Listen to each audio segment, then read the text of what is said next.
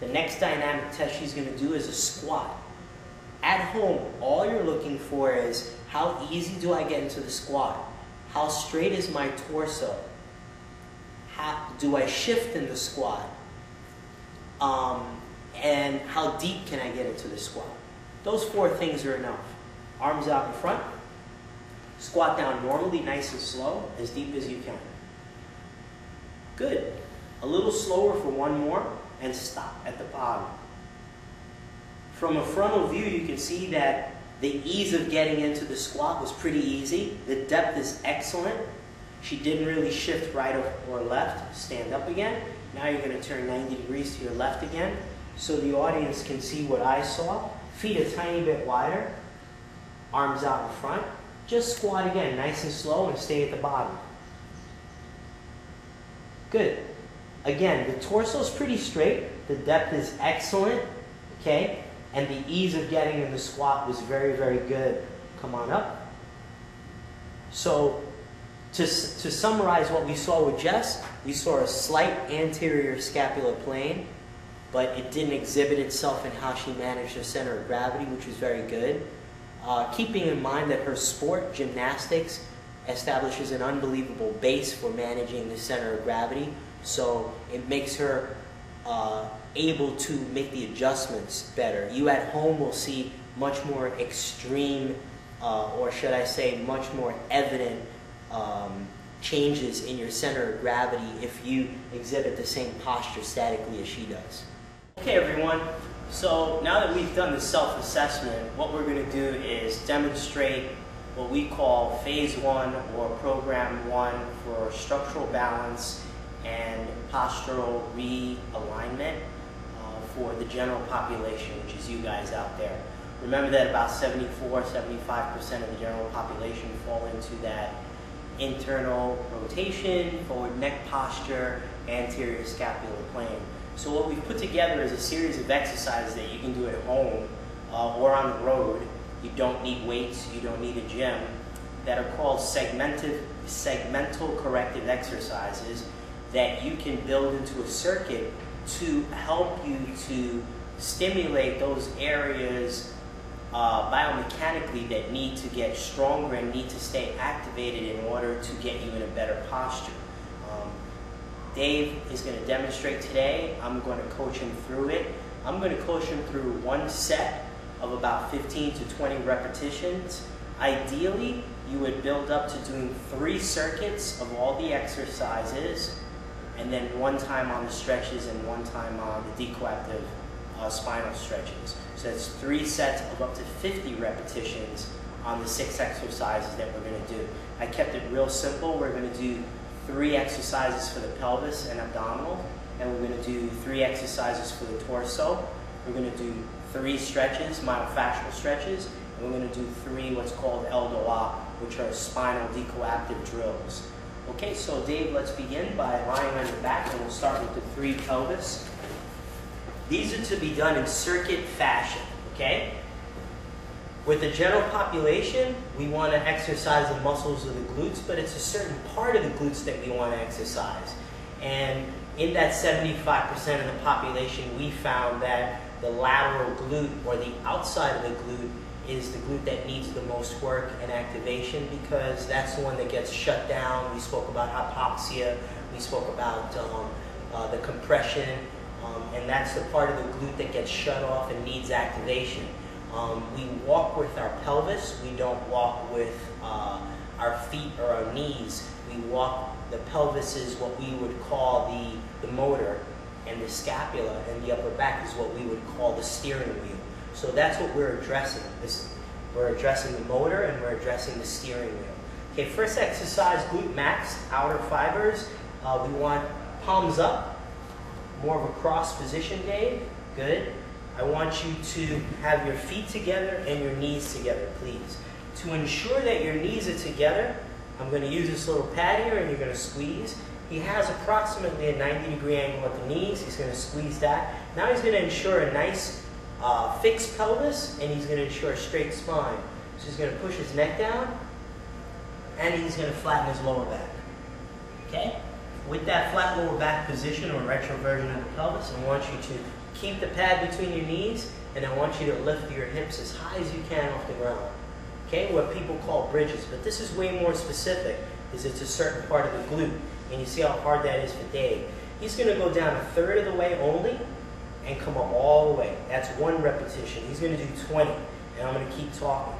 3, squeeze that. That'll ensure the moment that the knees open up, you use a different part of the glutes.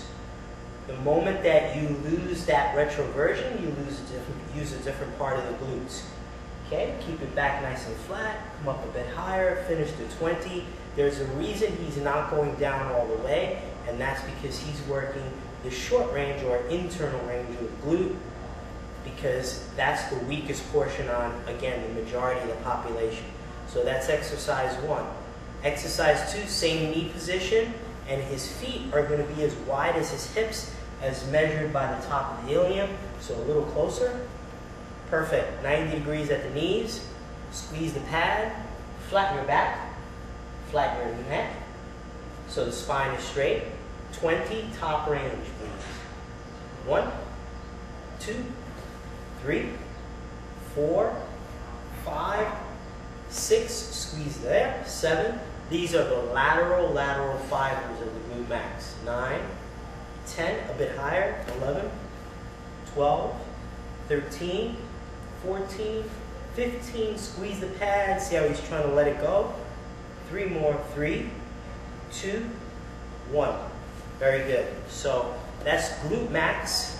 That's 1 exercise for 1 muscle in 2 different parts of that muscle. So you did 1 exercise, 2 positions, you build up to 50 reps. The next pelvic exercise is for the glute medius. Lie on your right side and face the camera. Take your right knee into your chest, please, and stack your hips. Notice his cervical spine is straight. I want to ensure that. The hips are stacked, the shoulders are stacked. I want him to bring his top leg to 90 degrees, please.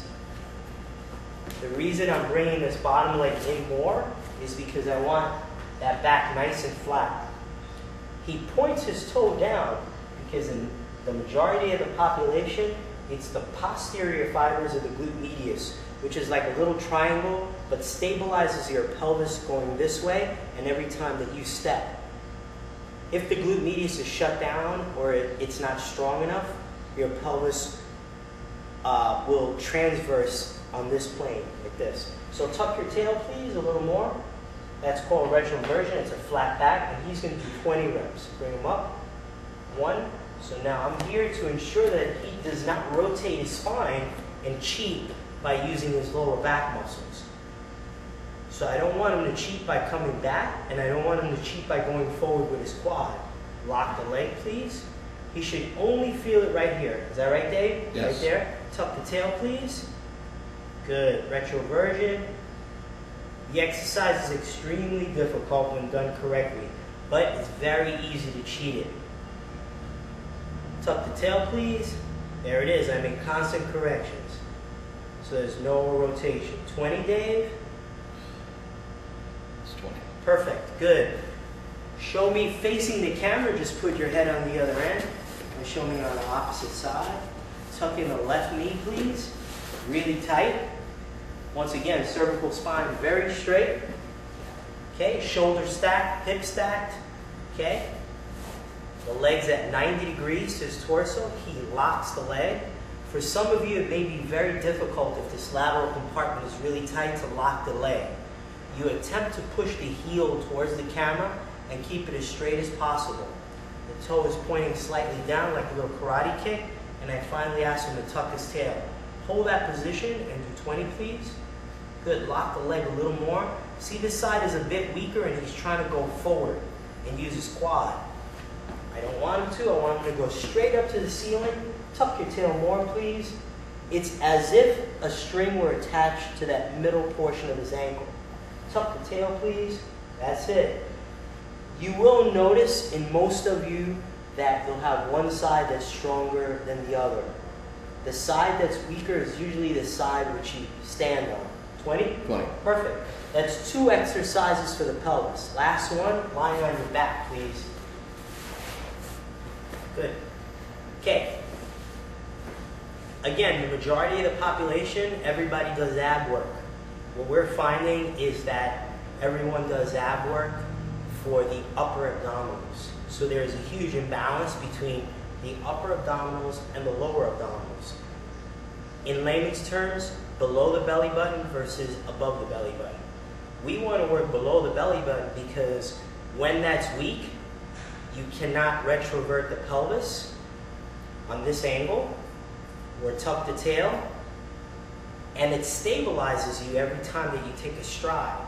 So your dynamic and your static posture are affected by how well or how strong your lower abdominals are.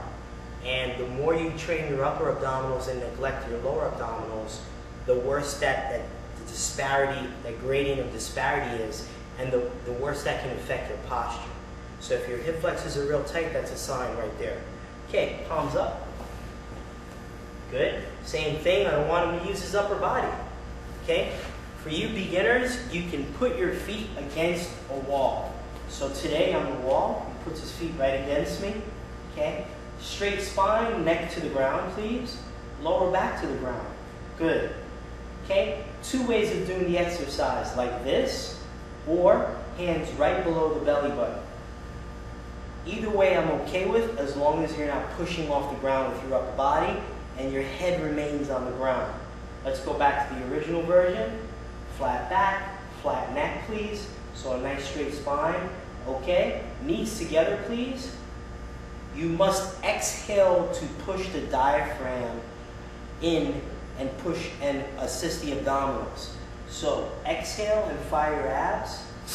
Okay, the goal is to lift the hips off the ground, and Dave does this very well. Exhale. Notice he's not pushing on me, so you're not pushing on the wall. Go again. Good. I'm going to let go, and I'm going to cue him. Exhale, please. Good. It's as if you were in a channel. I don't want you to go that way, and I don't want you to go that way. Give me 10 more. 1, keep your head down, and 3, I really want you to exhale. Good. Don't touch me. Go. Good. Good. Head down, please. 5 more. 4, 3, 2, don't touch me. 1, excellent. Okay? 3 exercises for the pelvis. Lower abdominals, or lower rectus, glute medius, and glute max. Okay? All have a direct effect on your static and your dynamic posture. Now for your torso, flip on your belly, please.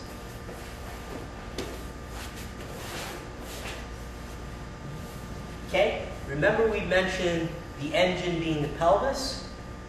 Now the steering wheel is the scapula, or what we call the shoulder blades.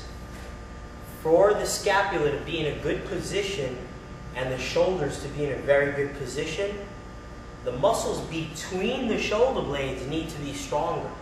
That has the greatest effect on your posture of your upper body, which is, as we said, all the fascia is connected, which affects the entire body. Okay?